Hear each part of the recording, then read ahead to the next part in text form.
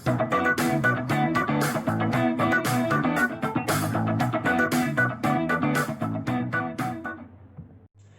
students and welcome to our YouTube channel Lesson Point. I am your teacher and today I will teach you chapter 2nd of class 7th history textbook, that is New Kings and Kingdoms. Student, ये हमारी class 7th history series के second chapter की second video है. I hope you all will like this video. अगर आपको ये video पसंद आए तो आप अपने दोस्तों के साथ भी इस वीडियो को शेयर कीजिएगा. एंड अगर आपने इससे पहले की हमारी वीडियोस नहीं देखी है तो आई बटन को प्रेस करके उन वीडियोस को आप भी देख सकते हैं. ठीक है स्टूडेंट्स, तो चलिए आगे चलते हैं. बट हाँ, ऑलवेज रिमेंबर कि make it a point two subscribe lesson point. आइए आगे चलते हैं और देखते हैं हम इसमें क्या क्या पढ़ने वाले हैं आज हम अपनी इस सेकंड पार्ट में, सेकंड चैप्टर के सेकंड पार्ट में. तो ये कुछ टॉपिक है जो हम कवर करेंगे. देखो, इन टॉपिक को भी छोड़ो, मैं आज आपको बता देता हूँ हम क्या पढ़ने वाले हैं. आज हम बेसिकली चोला किंगडम के बारे में पढ़ने वाले हैं, चोला एम्पायर के बारे में पढ़ने वाले हैं जो कि सदर्न इंडिया में हुआ था. ठीक है, जैसे कि आप अभी जो हमारा फर्स्ट जो स्लाइड है, आप पहला पेज देख पा रहे होंगे, उसमें भी आप देख रहे होंगे सदर्न टिप दिख रही है आपको इंडिया की. आज हम बस इस वीडियो में चोला एम्पायर के बारे में बात करेंगे, उसके एडमिनिस्ट्रेशन और सब के बारे में. तो हम कुछ देखते हैं इसके पॉइंट. पहला है a closer look the Cholas, मतलब चोला के बारे में इंट्रोडक्शन. फिर हम देखेंगे फ्रॉम उरैयूर टू थंजावुर, दोनों जगहें हैं ये. हम ये देखेंगे कि चोला जो किंगडम था वो कैसे एस्टैब्लिश हो, मतलब कहां से चल के मतलब कहां से वो उत्पन्न हुआ, और थंजावुर जो उनकी कैपिटल सिटी, वहां पे आके वो कैसे सेटल हुए. फिर हम देखेंगे splendid temples and bronze sculpture, मतलब जो बड़े बड़े सुंदर उन्होंने जो टेंपल बनाए थे, जो ब्रॉन्ज के स्कल्पचर बनाए थे, मूर्तियां बनाई थी, उनको देखेंगे. उसके बाद हम उनकी एग्रीकल्चर और इरिगेशन टेक्नोलॉजीज और फैसिलिटीज को देखेंगे क्या थी. और आखिर में हम देखेंगे जो एडमिनिस्ट्रेशन, मतलब जो कि ऑफिस की कागजी कार्रवाई और ये सारे जो काम होते थे एम्पायर में वो कैसे होते थे वो देखेंगे. कौन कौन सी असेंबलीज थी, कैसे ऑफिस थे, ये सब जानेंगे. ठीक है बच्चों, तो चलिए आगे चलते हैं और देखते हैं अपने पहले पॉइंट को. ठीक है बच्चों, हमारा पहला पॉइंट है a closer look the Cholas from Uraiyur to Thanjavur. ठीक है, इसका जो पहला पॉइंट है वो लिखा हुआ है a minor chiefly family known as Muthuraiyar held power in the Kaveri river delta. मतलब एक माइनर चीफली फैमिली थी, कौन सी, मुतरियर. ठीक है, वो बेसिकली उनका एक कंट्रोल था कावेरी रिवर डेल्टा पे. वो सबऑर्डिनेट थे. सबऑर्डिनेट का मतलब क्या होता है, जो लोअर पोजीशन पे होते हैं. किसके, to the Pallava kings of Kanchipuram. Kanchipuram का एक प्लेस है, वहां का जो पल्लवा किंग था ये उनके सबऑर्डिनेट थे. कौन, मुतरियर. ठीक है, अब विजयालया जो सेकंड पॉइंट में आप देख पा रहे हो अंडरलाइंड है, वो एक एंशिएंट फैमिली थी, उनसे बिलोंग करते थे, चीफली फैमिली थी of the Cholas from Uraiyur. ठीक है, तो बेसिकली विजयालया एक पर्सन थे, वो उरैयूर में एक एंशिएंट चोला फैमिली थी, मतलब एक घराना था अच्छा खासा पावर वाला. वो जो विजयालया थे, विजयालया ये एक पर्सन थे, ये वहां से बिलोंग करते थे. इन्होंने क्या करा, इन्होंने कैप्चर कर लिया कावेरी रिवर डेल्टा के एरिया को. किससे, जो मुतरियर फैमिली थी, जो मैंने आपको पहले पॉइंट बताया उससे, in the middle of the 9th century. ठीक है, अब देखो ये स्टोरी की तरह आपको पता होना चाहिए. बेसिकली साउथ इंडिया में एक फैमिली थी मुतरियर नाम से, वो सबऑर्डिनेट थे किसके, पल्लवा किंग ऑफ कांचीपुरम. ठीक है, उसके बाद ये वहां पे अपने आराम से रह रहे थे. ठीक है, फिर एक उरैयूर जगह है, उरैयूर, वो वहां पे एक चोला फैमिली थी, एक चोला घराना था, नाम था उसका चोला. ठीक है, वहां का एक पर्सन था, वहां पे एक आदमी था विजयालया. उस पर्सन ने मुतरियर फैमिली से, मतलब विजयालया ने मुतरियर फैमिली से इस एरिया को कैप्चर कर लिया. समझ गए. ठीक है, ये है. अब देखो मैं सच बताऊं, ये नाम है कंफ्यूजिंग, आपको ये रटने पड़ेंगे. ठीक है, बड़े बड़े नाम है, मेरे को खुद बोलने में दिक्कत हो रही है तो मैं तो समझ सकता हूं आपको कितनी दिक्कत हो रही होगी. ठीक है, तो यहाँ पे यही बताइए स्टोरी बेसिकली कि चोला जो थे वो सेटल कैसे हुए, उरैयूर से उठ के यहाँ पे आए कैसे थंजावुर में. ठीक है, उन्होंने अपना एक शहर बनवाया, फिर थंजावुर का, मतलब विजयालया ने अपना एक शहर बनवाया थंजावुर का, जहां पे टेंपल ऑफ गॉडेस निशुंभा एक है, उनका एक टेंपल बनाया गया. ठीक है, अब इस नाम को ब्रेक कर करके पढ़ना कि बहुत बड़ा नाम है ये. ठीक है, जैसे निशुम हो गया, निशुम को आप ब्रेक कर लो, फिर भा को कर दो, और फिर सुधिनी. ठीक है, निशुंभा सुधिनी. ठीक है बच्चों, ये उन्होंने बनाया, मतलब थंजावुर एक कैपिटल सिटी बनाई उन्होंने. उसके बाद उन्होंने एक टेंपल बनाया निशुंभा सुधिनी का. और जो सक्सेसर ऑफ विजयालया, जो विजयालया के सक्सेसर हुए, मतलब जो उनके बच्चे हुए, जो उनके बाद जिन्होंने राजघराने को संभाला, उन्होंने अपने नेबरिंग रीजन को कॉन्कर कर लिया, और जो पांड्यान और जो पल्लवा जो दूसरी किंगडम थे उसी एरिया में, उनकी काफी सारी टेरिटरी को अपने अंदर ले लिया। आ जाओ, तुम भी हमारे हो, तुम भी हमारे हो। चोला एम्पायर बेसिकली बहुत बड़ा हो गया। ठीक है बच्चों, अब जैसे आपको यहाँ पे मैप पे दिख पा रहा होगा, ये रेड वाला एरिया जो है ये चोलास का है। बेसिकली देखो कितना ऊपर तक जा रहा है, ये कलिंगा तक जा रहा है उड़ीसा की साइड पे। ये सारा एरिया जो था ये चोला किंगडम के अंदर आता था। अब इनके राजा का नाम ये याद कर लो, जो कि बहुत इंपॉर्टेंट थे, वो थे राजा राजा वन, ये नाम है उनका। ठीक है, he is considered as the most powerful ruler of the Cholas kingdom. ठीक है, सबसे पावरफुल रूलर थे Raja Raja one. He became king, मतलब वो राजा बने 985 सीई में, और अपना कंट्रोल एक्सपैंड करा उन्होंने बहुत दूर दूर तक। तो आपको पता होना चाहिए राजा राजा वन कौन था। उसके बाद उन्होंने एडमिनिस्ट्रेशन को रीऑर्गेनाइज करा, मतलब पुराने तरीके से एडमिनिस्ट्रेशन अब नहीं चलेगी, जो राज्य था वो पुराने तरीके से नहीं चल रहा था, उसमें नए नए तरीके लेके आए वो। ठीक है, और जो राजा राजा का जो बेटा था उनका नाम था राजेंद्र वन। ठीक है, ये नाम भी आपको याद होना चाहिए, राजेंद्र वन। इन्होंने अब कंटिन्यू करी अपने बाप की, अपने दादा की पॉलिसी, और रेड करा, मतलब रेड मतलब अटैक करा किन की जगहों पे, गंगा वैली, मतलब देखो नीचे से साउथ से उठ के कितनी नॉर्थ तक आए, गंगा वैली पे करा, श्रीलंका जो आज के टाइम का श्रीलंका पे करा उन्होंने, साउथ ईस्ट एशिया की कंट्रीज पे करा था अटैक। और ये कैसे कर पाए थे, ये संभव कैसे रहा, उनके पास अपनी एक बहुत ही मतलब बड़ी और पावरफुल अपनी एक खुद की नेवी थी। नेवी किस लिए, क्योंकि जब दूसरे देशों में जाना है उन्हें, श्रीलंका और साउथ ईस्ट एशिया के देशों में, तो उन्हें नेवी एक शिप्स की जरूरत थी। ठीक है बच्चों, अब बात करते हैं इनके टेम्पल्स की। तो देखो, temple of Thanjavur and Gangaikonda Cholapuram, ये दो टेम्पल है जो कि बहुत ज्यादा इंपॉर्टेंट है, और एक किन्होंने बनवाए थे, राजा राजा और राजेंद्र ने। ठीक है, ये आपको इन टेम्पल्स के नाम और किन्होंने बनाए हैं ये आपको याद होने चाहिए। यहाँ पे आपको अंडरलाइन इस स्लाइड पे दिख भी रहे होंगे, यहाँ पे आप इनकी स्पेलिंग भी देख सकते हो, आप अच्छे से लिख सकते हो। ठीक है, ये जो टेम्पल्स है ये आर्किटेक्चरल एंड स्कल्पचरल मार्वल्स है, मतलब बहुत ही ज्यादा इंपॉर्टेंट है, इनकी वैल्यू बहुत ज्यादा है, इनका जो तरीका है बनाने का उसको अभी भी लोग आके एडमायर करते हैं, उनको देख के खुश होते हैं। ठीक है बच्चों, जो ये चोला टेम्पल्स थे ये न्यूक्लियाई थे, न्यूक्लियाई ऑफ सेटलमेंट। अब आप बोलोगे सर ये होता क्या है न्यूक्लियाई ऑफ सेटलमेंट, बेसिकली जहां पे सारी चीज खुद खींची चली आए। चोला टेम्पल के चारों तरफ लोगों की आबादी बहुत सारी थी, और वो क्यों हुई थी, जैसे ही वहां पे टेंपल बना तो वहां पे बहुत सारे लोग आने लगे, वो बेसिकली सेटलमेंट का सेंटर बन गया वो टेंपल, मतलब तंजावुर और आपका ये गंगईकोंडा चोलापुरम, यहाँ पे ये जो टेंपल बनाए गए थे इन जगहों पे आपके तो बहुत सारे लोग बस गए इन जगहों पे आके। ठीक है, अब देखते क्यों, क्योंकि ये जो टेंपल थे ये सेंटर्स थे ऑफ क्राफ्ट प्रोडक्शन, यहाँ पे क्राफ्ट प्रोडक्शन का काम होता था, यहाँ पे अलग अलग चीजें बनाई जाती थी, और तो और यहाँ पे लैंड ग्रांट्स दिए जाते थे ब्राह्मणों को। ठीक है, और the produce of this land went into maintaining all the specialist, मतलब फिर जो जो इन्होंने जमीन दे दी मंदिर और पुजारियों को, अब उस जमीन पे से जो भी प्रोड्यूस हुआ, मतलब जो भी फसल होगी, जो भी पैसा आया वहां से, वो सब किस हो जाता था, मेंटेनेंस हो जाता था। अब आप बोलोगे किसकी मेंटेनेंस, तो मेंटेनेंस होती थी प्रीस्ट की, जो माला बनाते थे, मतलब गार्लैंड मेकर्स। ठीक है, और जो कुक होते थे, जो रसोइये होते थे,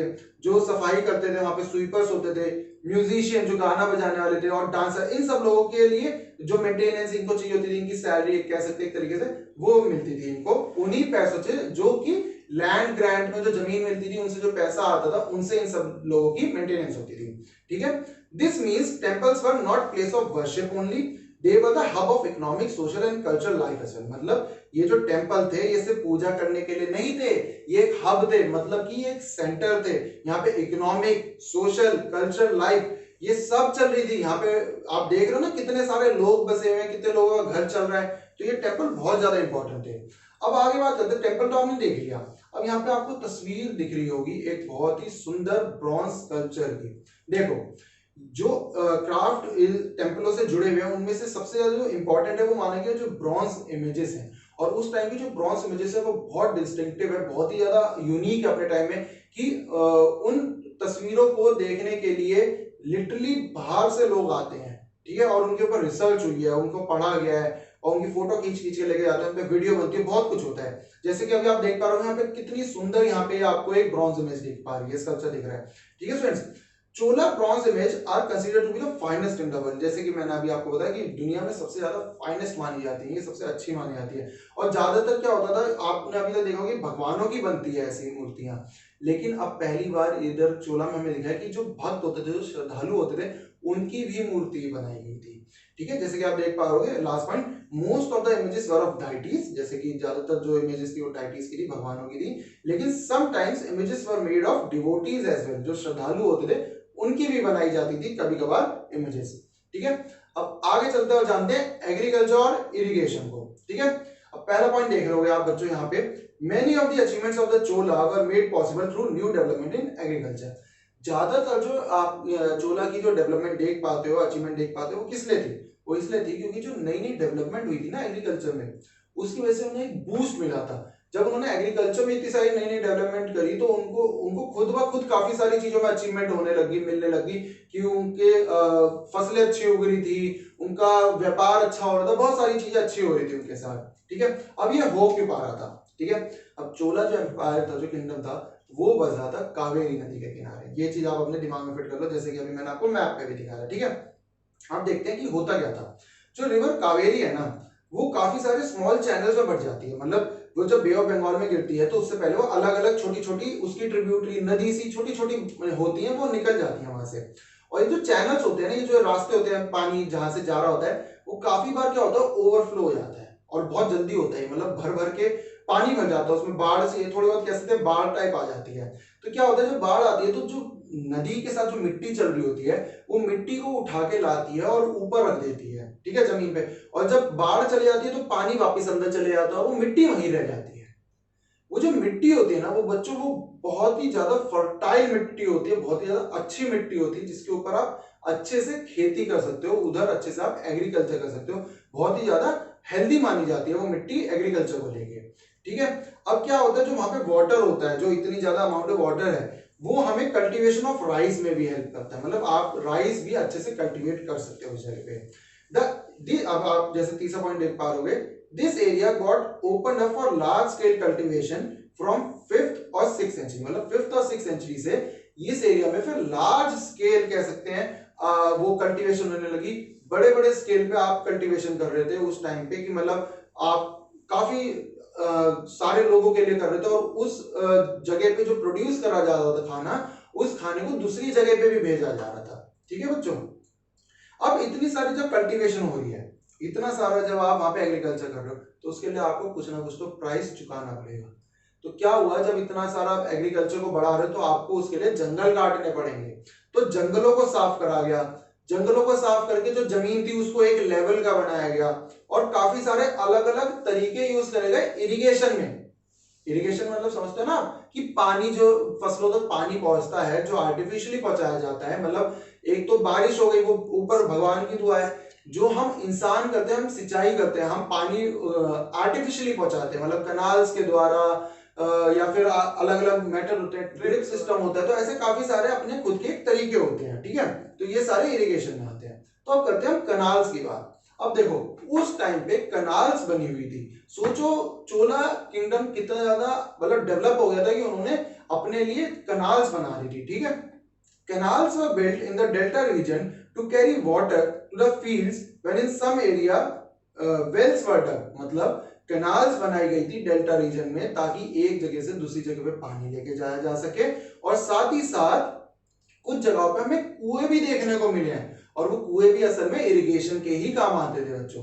अभी जैसे आप यहाँ पे इमेज में देख पा रहे हो ना, कोई गेट ऐसा दिख रहा है, कोई सीढ़ी टाइप, ये असल में अब यहाँ पे पानी आ गया, पर ये क्या था, ये कनाल सिस्टम का ही पार्ट था। जब इसको हटा दिया जाता था तो नीचे से पानी आगे चले जाता था। तो ये खुद ही डूबा हुआ है, लेकिन पहले ये एक कनाल सिस्टम का पार्ट था। ठीक है बच्चों, in other places huge tanks were constructed to collect rain water. मतलब दूसरी जगहों पे बड़े बड़े टैंक बनाए गए ताकि रेन वाटर हार्वेस्टिंग करी जाए। जो ऊपर से पानी गिरेगा उसे हम स्टोर कर लेंगे, बाद में इरिगेशन में यूज कर जाएंगे। तो सोचो कितना दिमाग लगा रहे थे उस टाइम पे लोग। ठीक है, this irrigation work required huge planning. ये जो इरिगेशन का काम हो रहा था, इसमें काफी ज्यादा प्लानिंग की जरूरत होती है। ऐसे नहीं होता कि एक दिन में सोचा और हमने भाई कर दिया।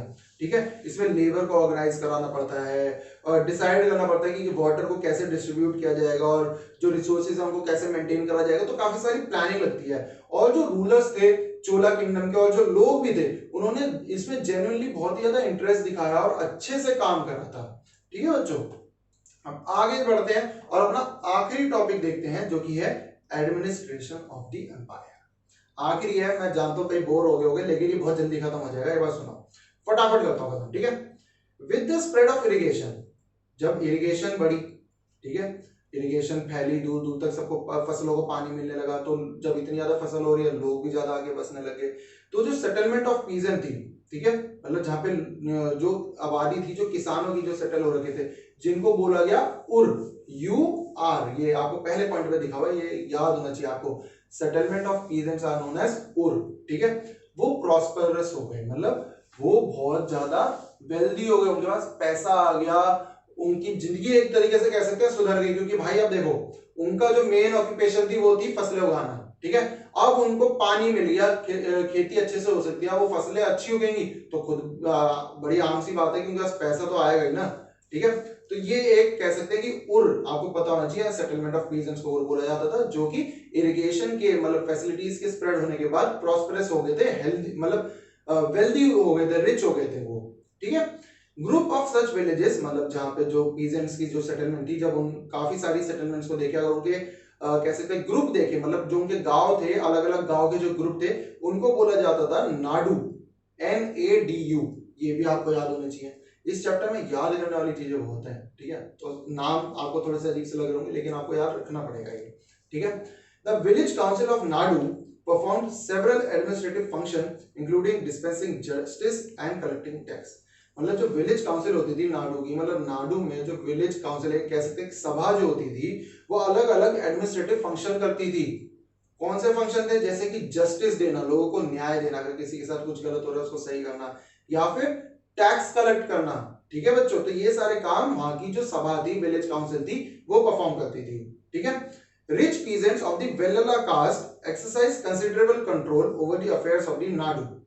जो रिच पीजेंट्स थे वेल्ला कास्ट के, ठीक है, एक कास्ट है साउथ इंडिया में वेल्ला, और उसमें जो रिच पीजेंट थे, जो अमीर जो थे, मतलब अच्छे खासे मोटी पार्टी के जो पीजेंट थे, वो एक कंट्रोल होता था उनका, मतलब एक तरीके से कह सकते हैं कंट्रोल था उनका किस पे? जो नाडू के जो अफेयर होते थे, नाडू मैंने आपको बताया ना, group of villages of peasant, उनकी जो भी अफेयर होते थे, मतलब जो भी वो उनका डिसीजन होता था, उन सब पे इनका कंट्रोल होता था। बेसिकली अगर ये कह सकते हैं कि जो नाडू है, नाडू में कोई भी डिसीजन लिया जाना है, तो ये जो रिच पीजेंट हैं वेलेला कास्ट के, ये उसमें अपना एक इंपॉर्टेंट रोल प्ले करेंगे। ये उस डिसीजन को अपने हिसाब से चलाएंगे, बोलेंगे कि भाई ये डिसीजन ऐसे नहीं, ऐसे होना चाहिए। ठीक है बच्चों, the Chola kings gave some rich land owners titles like Muvendavelan, ठीक है, जिसका मतलब होता है peasant serving 3 kings, and Araiyar मतलब चीफ। तो जो चोला किंग होते थे वो इन रिच लैंड ओनर्स को, जो कि मतलब ये आपको बताया वेलेला कास्ट के होते थे, इनको कभी कभार कुछ टाइटल भी देते थे।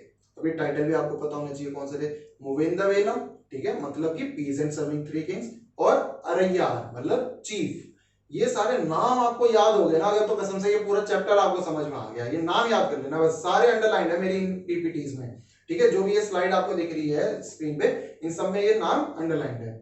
ठीक है, अब इन नामों से क्या होता था? इन नामों से इनकी रिस्पेक्ट झलकती थी कि इनकी कितनी इनको इज्जत मिल रही है राजा के द्वारा। ठीक है, और इनको इंपॉर्टेंट एक पोजीशन दी जाती थी दरबार में, बेसिकली ये लोग खास हो गए थे फिर।